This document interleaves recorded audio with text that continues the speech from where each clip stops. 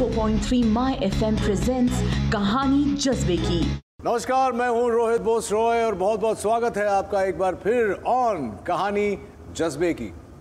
दोस्तों, हम अपने हेल्थ के लिए कितने एफर्ट्स करते हैं उसे संभाल के रखने के लिए, राइट? और फिर जब वही हेल्थ बिगड़ जाता है तो उसे सुधारने में तो हमारे एफर्ट्स डबल हो जाते हैं। मेरा ये मानना है कि जब दुआ भी काम न करे तब दवा काम करती है। और बस इसी संदर्भ में बात करने के लिए आज हमारे साथ जुड़ रहे हैं माइक्रोडोजेज मेगा रिजल्ट्स के डॉक्टर एन अनंत रविशंकर। जोरदार तालियों के साथ स्वागत, बहुत बहुत स्वागत है आपका सर। नमस्कार। Very very warm welcome. जी।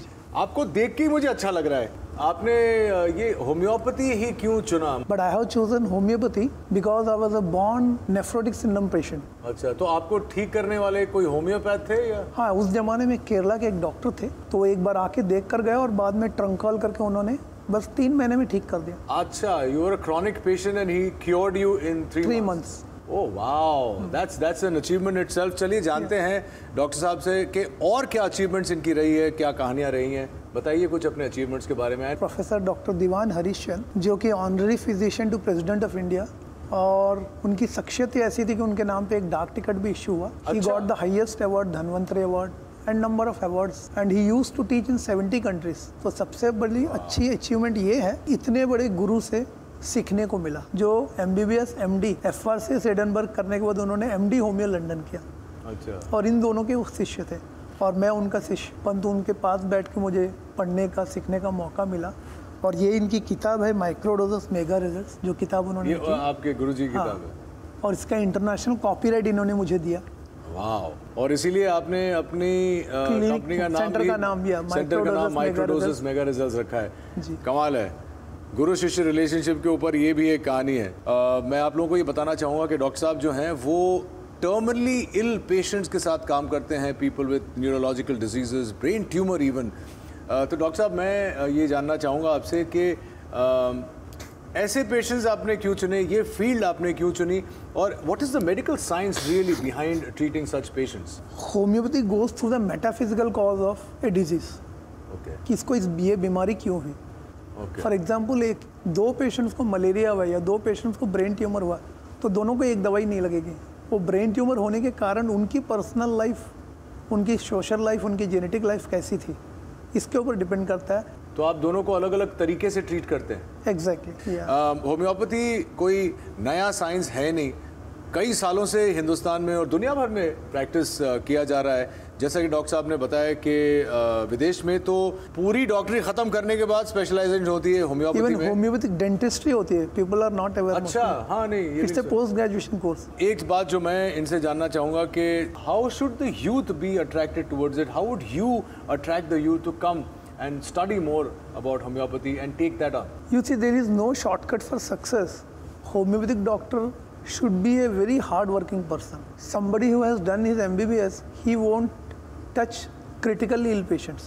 अच्छा. But being a homeopath, आपकी literature में भरी पड़ी है, you can deal terminally ill patients. Great, great. Thank you so much for joining us, doctor. This has been a really inspiring session.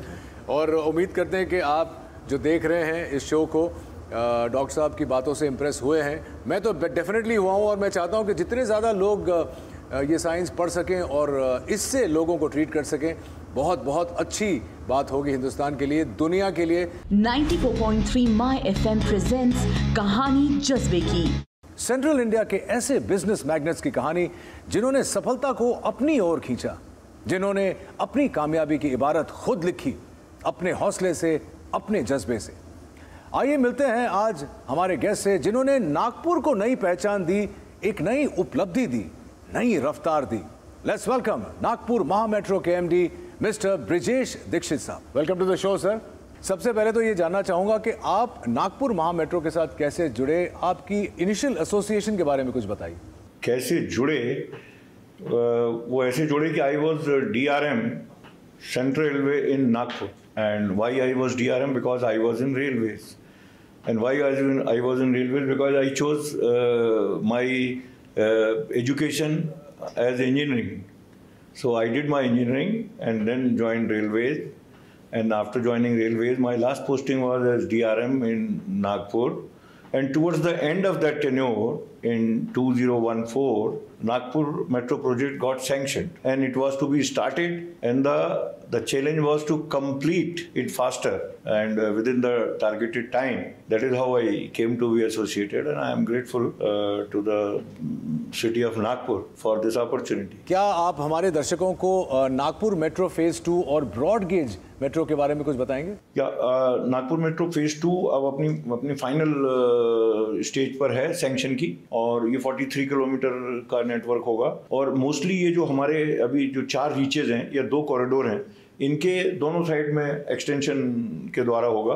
For example हम अगर south की बात करें तो बूटीबोरी तक एक्सटेंशन होगा, नॉर्थ की बात करें तो कामठी कनान तक एक्सटेंशन होगा, वेस्ट की बात करें तो हिंगना टाउन तक हम ज्वाइन करेंगे जाके, और ईस्ट की अगर बात करें तो प्रजापति नगर से कापसी तक एक्सटेंशन होगा।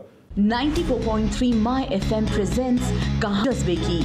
नमस्कार, मैं हूं रोहित बोस रॉय और हाजिर हूं लेकर कहानी जज्बे की। वैसे तो हिंदुस्तान के हर शहर में कोशिश है मेट्रो लाने की, मुंबई में भी आजकल काम चल रहा है, तो नागपुर महा मेट्रो और अन्य मेट्रो से कैसे अलग है? जहाँ तक महा मेट्रो की बात है, it's a metro, so the basic rail based transport, उसमें ट्रैक है, उसमें कोच है, वो सब तो सेम है, but conceptually there are differences in the sense that our station designs are each station has a different design, because we think that each station is in a different locality. That locality has its own identities. So include those identities into the station so that people own these stations and take pride. We have ensured that our project management, so that not only the project gets completed within the cost, but should be within the time with the highest quality, and it should run in future with that highest quality. So for that project management excellence, we have adopted a very special digital platform based on the 5D BIM technology, which is the first case of its kind in the country so far. Number 3, we have ensured that Nagpur Metro has long-term financial sustainability through more than 50% revenue coming from non-fare box sources. From the green, the IGBC, Indian Green Building Council, we have got the platinum rating for all our stations. तो ये थे mister Brijesh Dikshit. 94.3 my FM presents कहानी जज्बे की। दोस्तों, जब कान झुमकों से सजते हैं, हाथों में कंगन खनकते हैं, तब उन्हें पहनने वालों की खूबसूरती निखर के बाहर आती है। हमारा इतिहास, हमारा कल्चर, दोनों में गहनों की बहुत गहरी इंपॉर्टेंस है। और जब नागपुर में बात आती है गहनों की, तब एक ही नाम आता है जहन में, वो है लॉन्डे ज्वेलर्स, जो जाने जाते हैं अपनी सिल्वर और गोल्ड ज्वेलरी के लिए। नागपुर में सबकी पसंद की जानकारी रखने वाले ऐसे शख्स आज हमारे साथ हैं। प्लीज वेलकम राजेश लॉन्डे साहब, मैनेजिंग डायरेक्टर ऑफ लॉन्डे ज्वेलर्स। बहुत बहुत स्वागत है आपका राजेश जी। 30 स्क्वायर फुट से आज 10,000 स्क्वायर फुट, बिल्कुल। इसके बाद में क्या प्लान है, आगे की विजन क्या है, और एक्सपैंड करना चाहते हैं या खुश हैं? नहीं, कम से कम मिनिमम नागपुर में 5 ब्रांच होना चाहिए। नागपुर में 5 ब्रांच है और उसका वर्किंग शुरू हो चुका है। ओके ओके, ये आपकी फ्यूचर एक्सपेंशन है। तो हो सकता है कि आने वाले दिनों में नागपुर से बाहर भी जाएं बच्चे, उसके बाद बच्चे आगे फैंटास्टिक। कोई ऐसा यादगार किस्सा इस जर्नी में? वैसे तो काफ़ी यादगार किस्से आए होंगे, चाहे वो कस्टमर के साथ हो, फैमिली के साथ हो, फ्रेंड के साथ हो, लेकिन ऐसा कोई किस्सा जो आपको प्रेरित करता रहता है और हमारी जो दर्शक युवा पीढ़ी जो देख रही है आपको देख के वो भी ये बिजनेस में जाना चाहे? नहीं, ऐसा है कि यादगार तो बहुत सारी चीज़ें हैं। जैसा 91 में चोरी हुई, उस समय में मैं थोड़ा सा डगमग गया था। 98 में भी ऐसे थे कि कुछ भी करने जब 0 हो जाते थे। उस समय मैंने हिम्मत नहीं हारी, अपने आप को संभाला और ये सोच के कि आगे अच्छा ही होगा जी, ये सोच के आगे बढ़ते गए। और हमेशा हिम्मत न हारे और काम करते जाए तो तुम आगे बढ़ते जाते हो। मतलब यही है कि पॉजिटिव माइंडसेट होना बहुत ज़रूरी है। रुकावटें तो हर किसी की ज़िंदगी में और करियर में आते ही हैं, लेकिन सक्सेसफुल वही होता है जो रुकता नहीं है, जो थमता नहीं है। आज आप देखें तो सिर्फ हिंदुस्तान में नहीं लेकिन दुनिया भर में अलग अलग किस्म के सेट्स मिलते हैं, ज्वेलरी मिलती है, इनोवेशन जिसे कहते हैं, बहुत कुछ हो रहा है। तो आपके माइंड में ऐसा है कि मैं अलग किस्म की ज्वेलरी या इनोवेटिव ज्वेलरी लोगों को तक पहुंचाऊं? हाँ, मैं हमेशा डिज़ाइन के तरफ ज़्यादा ख्याल देता है, हमारे ज्वेलरी डिज़ाइन पर ही रखे हुए हैं। और साथ में मैं इंटरनेशनल भी एग्जीबिशन अटेंड करता हूँ कि क्या नया ट्रेड चल रहा है। अच्छा। जैसा वेगास में मैंने किया था, टर्की में भी किया था, काफ़ी जगह मैं फॉरेन टूर में घूमते रहता हूँ कि देखने के लिए क्या चल रहा है ट्रेड। वो हिसाब से लोंदे ज्वेलर्स हमेशा अपडेशंस करते रहता है। सर क्या है राजेश जी, हमारे इस शो का नाम है कहानी जज्बे की। तो आपका जज्बा तो हमने सुन लिया। कभी ऐसी ज़िंदगी में या इस करियर में आपको कोई ऐसी रुकावट आई है, जैसे आपने छोटी सी बात कही कि चोरी हो गई थी लेकिन उससे आप रुके नहीं, कभी ऐसा लगा कि अरे यार ये हो नहीं रहा है, अब क्या करेंगे? नहीं, ऐसा 98 में हुआ था मेरे साथ में कि कुछ भी काम करो तो होता ही नहीं था। अच्छा। ऐसा लगने लगा कि ये बिजनेस बंद कर दो। अच्छा, यहाँ तक बात पहुँच गया था, क्योंकि माइंड हमेशा डिस्टर्ब रहता था। देखो, आगे बढ़ते रहा आदमी तो आगे आगे बढ़ते जाता, पर जब रुक जाता है और काफ़ी परेशान होते हैं उसके लिए मुश्किल होता है। पर उस समय भी हमने सोचा कि चलो ये चीज़ जो हो रही अच्छे के लिए हो रही है, जिससे आगे का फ्यूचर अच्छा रहेगा। अच्छा, तो ये सोच के हमने आगे चल रहे हैं। पर आपने ऐसा नहीं सोचा कि बंद नहीं किया? बंद नहीं किया, चलते गए कुछ ना कुछ करते गए। ये बहुत बड़ी चीज़ होती है कंज्यूमर के लिए। लोंदे ज्वेलर्स की कोई यूनिक कोई सेट है या कुछ डिज़ाइन है जिसके बारे में आप बात करना चाहेंगे? लोंदे ज्वेलर्स हमेशा, ये जो नाम है लोंदे ज्वेलर्स, ये महाराष्ट्रियन नाम है। जी जी। तो हमेशा लोंदे ज्वेलर्स में महाराष्ट्रियन कलेक्शन ज़्यादा रहता है। पटली हैं, चपला कंटी हैं, गोप्स हैं, ये जो है चीज़ें हैं महाराष्ट्रियन ज्वेलरी, जैसे कोल्हापुरी साज हैं, ये सब चीज़ें हमेशा रेगुलर रखते हैं। बाकी अदर चीज़ें भी रखते हैं, हाँ। पर महाराष्ट्रियन पर ज़्यादा फोकस करते हैं। और इन्होंने जब शुरू किया तो तब इन्होंने ज़्यादा ज्वेलरी के बारे में पढ़ाई नहीं की थी, लेकिन अब देख रहा हूँ कि आपको ऐसी कोई बात नहीं है जो आप नहीं जानते ज्वेलरी के बारे में। बहुत बहुत बधाई और बहुत बहुत शुक्रिया जो आप आए, आपने हमें बहुत प्रेरित किया है। मुझे भी ये शो करते वक्त बड़ा मज़ा आता है, क्योंकि ऐसी इंस्पायरिंग कहानियाँ मैं सुनता हूँ और अपने साथ भी कुछ ना कुछ लेके जाता हूँ। ये तो थे मिस्टर राजेश लोंदे ऑफ लोंदे ज्वेलर्स, और आप लोग अगली बार फिर जुड़िएगा, एक ऐसी ही इंटरेस्टिंग कहानी सुनाएंगे आपको। तब तक के लिए take care. 94.3 my FM presents की। नमस्कार, मैं हूं रोहित बोस रॉय और हाजिर हूं एक बार फिर लेकर कहानी जज्बे की। Please welcome new era hospital and research institute से doctor Nilesh Agarwal, director and senior consultant neurospinal surgery. बहुत बहुत स्वागत है आपका। अस्पताल की शुरुआत कैसे हुई, क्या थॉट्स थे? एक्चुअली कंसेप्ट होता है कि जब भी कोई बड़ा हॉस्पिटल आता है तो कॉरपोरेट्स चलाते हैं जी, और फिर वो डिक्टेट करते हैं कि कैसे करना है, बट उसमें वो एक ह्यूमन टच जो रहता है वो मिस हो जाता है। हमें हरदम ऐसा लगता था कि हॉस्पिटल ऐसा हो जहाँ डॉक्टर्स अपनी इच्छाएं पूरी कर पाए, लेटेस्ट टेक्नोलॉजी भी ला पाए, इनोवेशंस भी ला पाए, और उसी के साथ ऐसा कुछ कर पाए जहाँ जिस पेशेंट का फ्री में इलाज करना है तो मुझे किसी ज़रूरत ना पड़े पूछने की। मुझे कुछ चीज़ ऐसी करनी है जो आउट ऑफ वे जाके करनी है, मैं कर पाऊँ। हम 3 पार्टनर्स, मैं, डॉक्टर आनंद, डॉक्टर निधीश, हम ये सोचते थे। तो हमने ये सोचा, और ये हॉस्पिटल जब हमने लिया तो 50 बेडेड हॉस्पिटल था। अच्छा। जो विद इन 5 ईयर्स अभी 120 बेडेड है। हॉस्पिटल का रेपुटेशन इतना हो चुका है कि अभी हम जल्दी ही सेकंड हॉस्पिटल के साथ आ रहे हैं। न्यू एरा के बारे में ये है कि हार्ट, लिवर और किडनी, तीनों चीज़ों के ट्रांसप्लांट सेंटर्स आपके अस्पताल में मौजूद हैं। तो ये कैसे, ये थॉट क्यों? यूजुअली स्पेशलाइजेशन करते हैं लोग कि भैया सिर्फ लिवर ट्रांसप्लांट करेंगे, ये तीनों कैसे? हमें भी नहीं मालूम था, हम तीनों पार्टनर्स थोड़ा सा सोच भी रहे थे, और जब हमें परमिशन मिली उसके विद इन 1 मंथ हमारे रजिस्ट्रेशन चालू हुए, एंड पहले हफ्ते में हमने 3 लीवर ट्रांसप्लांट किए and they were successful. All 3 of them? All 3 were, and all 3 were excellent outcome, जिसका हमारा बहुत बड़ा प्रेस कॉन्फ्रेंस हुआ, और उससे जो हमें लिफ्ट मिला, फिर हमने किडनी ट्रांसप्लांट और कार्डियक ट्रांसप्लांट किया। We are the first and only hospital in Nagpur, Vidarbha, जिन्होंने कार्डियक ट्रांसप्लांट किया है। अभी हमारे मोर देन 80 ट्रांसप्लांट्स हो चुके हैं, 43 लिवर ट्रांसप्लांट्स हम अचीव कर चुके हैं with in a span of 3 years. Thank you so much for being with us, thank you very very much. चलिए बात करते हैं इनके पार्टनर्स के साथ। हमने आपके पार्टनर से बात की जो न्यूरोसर्जन हैं, आप कार्डियोलॉजिस्ट हैं। आपके क्या थॉट्स हैं with related to technology, the furthering of technology in India and specially with your hospital? जब मैं कार्डियक ट्रीटमेंट की बात करता हूँ तो लेटेस्ट टाइम में हम 2 चीज़ों के बारे में काफ़ी धीरे धीरे एडवांस हो रहे हैं। आजकल आपने शायद सुना या नहीं, बट वैल रिप्लेसमेंट जो पहले होते थे सर्जिकल होते थे, open surgical. Whenever there is a question of valve replacement it had to be always surgical.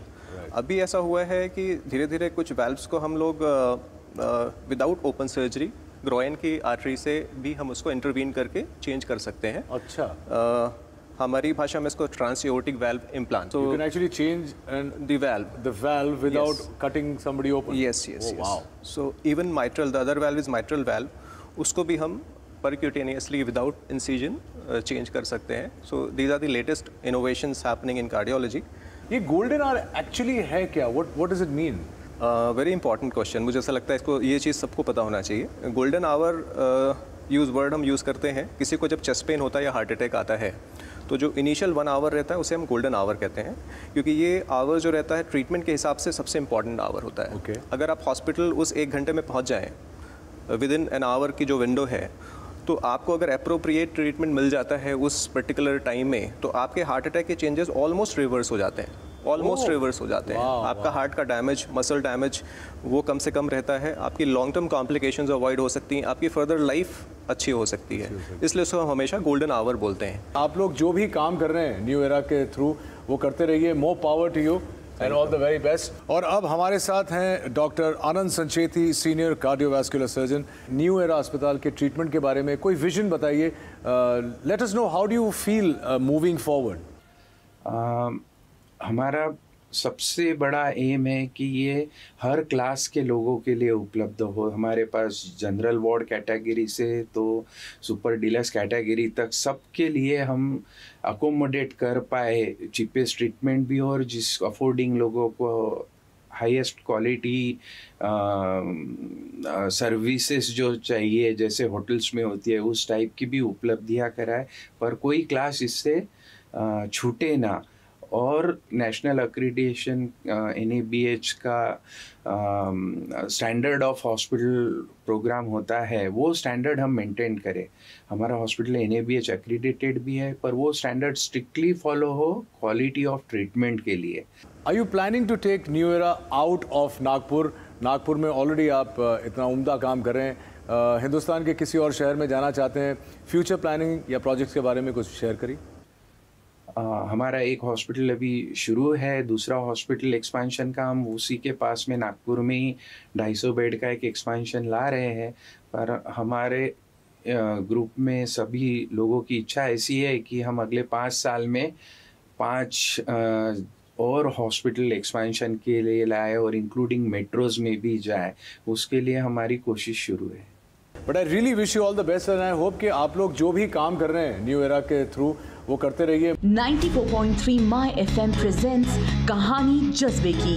Please welcome mister Venkateswarlu Marapakka, COO of the HCG cancer centre in Nagpur. बहुत बहुत स्वागत है आपका हमारे show. Thank you sir. Very warm welcome. You doing a fantastic job. सबसे पहले तो आपको ये पूछना चाहता हूँ मैं हमारे ऑडियंसेस के लिए कि आपकी मेडिकल जर्नी कहाँ से शुरू हुई और आज कहाँ तक आप पहुँची, कुछ बताइए. पहले मैं HCG के बारे में, हमारे मेडिकल जर्नी के बारे में बताना चाहता हूँ सर. जी. HCG इज ऐसा एक कैंसर ग्रुप है इन एंटायर इंडिया में, and this is basically started from in Bangalore first. इसका चेयरमैन है doctor BS Ajay Kumar, is eminent oncologist. हमारे पास HCG में यूनिक फीचर क्या है, our team of doctors, we have a 15 members team of doctors. Treatment finalise होता है. इसमें medical oncology, radiation oncology, surgical oncology, expert team of doctors हर एक पेशेंट को रिव्यू करते हैं. दोस्तों, हॉस्पिटल की कुछ माइलस्टोन होते हैं, कुछ अचीवमेंट्स होते हैं. इतने सालों से ये इतना अच्छा काम कर रहे हैं, तो चलिए जानते हैं कि आपकी अचीवमेंट्स और माइलस्टोन्स क्या हैं. ये ऐसा एक सुपर स्पेशलिटी सेंट्रल इंडिया में फर्स्ट सुपर स्पेशलिटी में NABH एक्रेडिटेशन पाने वाला हॉस्पिटल है. This chain is recognised as best oncology service chain in entire Maharashtra. We have heard that India is one of the best places that people can go to for cancer treatments. आप लोग HCG में international patients को treat करते हैं, उनके लिए कुछ खास व्यवस्था है? Yes, we have all international standard protocols which we follow in our hospital, and in Nagpur also we have a good facilities and we follow the standard protocols across our group. तो नागपुर को लेके और speciality treatment को लेके आपके क्या visions हैं, आपके ग्रुप के क्या विजन्स हैं? In a recent study, it is proved that HCG quality parameters and HCG treatment protocols on par with the Cleveland and MD Anderson. दोस्तों, आज कैंसर ट्रीटमेंट की बात हो रही है, तो एक ट्रीटमेंट आपने सुना होगा लेकिन ज़्यादा लोगों को पता नहीं है कि ऑर्गन स्पेसिफिक ट्रीटमेंट क्या होता है. आइए इनसे जानते हैं. what exactly is that and how are you guys doing that? So there is a super specialization, it's organ specific oncology.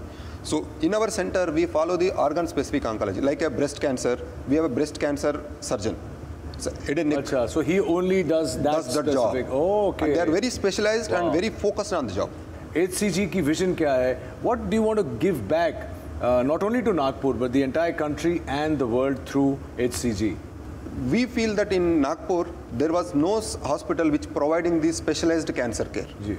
So now after we came in, it's almost all 4 years, we have given good services. And we are very happy that the people traveling from UP, from Telangana and the boundaries going behind. So they came to know about our quality treatment and they are coming in. Nice. So our advice is to the budding doctors who wanted to pursue their career in oncology, take it as a challenge. And there is a huge burden in Central India because in this Central India there is a more number of thalassemia patients. That happens in this society, the kind of a people living, and that require a lot of bone marrow transplants to those patients to cure about it. And HCG is one of the unit which is having a 9-bedded transplant unit in Central India. Thank you so very much. Before going, I'd just like to say one thing. This is not part of my script, but keep up the good work, and we are very, very proud of the work you're doing, especially in Nagpur. तो दोस्तों, ये तो HCG की कहानी थी. 94.3 My FM presents